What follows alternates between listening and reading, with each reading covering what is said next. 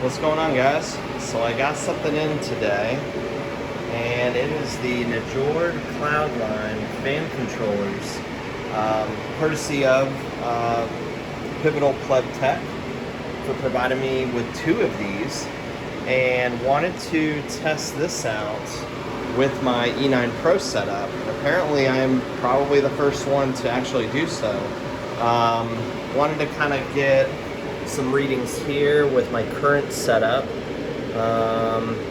78 outlet temperatures, and the fan speeds here obviously is set at the 9 setting on the manual controller with the Cloudline. So this is the S8 Cloudline 8-inch fan that I'm using with the Fruits and Associates shroud that they provided, now rebranded as Fruition Designs. And let's take a look and see how this thing does. Alright, so I got everything turned off here, and now if you guys could see, these have those dummy fans that are provided in your shroud kit. These are the Amazon dummy plugs, and pretty much you're just going to replace it and slide it right in, and you're going to plug the AC Infinity fan controller plug. I think it's a Type C adapter, and you're going to run it right through this hole, so you could easily close the lid here. Thanks to the hobbyist miner for making note of that. So yeah, let's swap this out and see how it does. Alright, so I installed it there. Let's see. Sorry, it's a little loud. I got the AC Infinity plug there, feeding right out the front. You're going to need to make sure that you loosen that screw and that screw so you can kind of wiggle it and feed the wire through there. Alright, now let's fire this up, guys. So I just fired it up, and it's probably going to take a minute for it to kind of run through the cycles and kind of ramp up the Cloudline fan, and I guess kind of just preset, I guess, where the sensors are on the board. While we wait for that, I wanted to talk about the operating mode configuration. Now, what's cool about this is they come with little jumpers that you can put on the board itself, and depending if you're running Brains or Vanish for your OS, you can overclock, do what you want with these operating systems, and it's just versatile. It works with everything, so I just love that, and I just wanted to make a quick note of that as well. And it was super easy to install.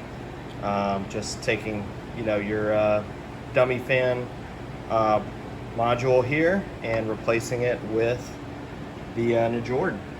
So I'll give it about 20 minutes or so, and let's see how the temperatures are looking. All right, guys, now we're back. So I gave it actually a few days to kind of run through. Temperatures have dropped. It's in the morning, so it's 69 degrees outside. However, check out the temperatures and the fan speeds. We were, I think, in the 7,000 range RPM for fan. Now we're at 5760. Sometimes it'll go to 5880, 6,000. Lately, during the days where it's in the 80-degree temperatures, it'll be in the 6,000 range for fan speed, which I assume is full 100% on the Cloudline. So setting 10, on the remote.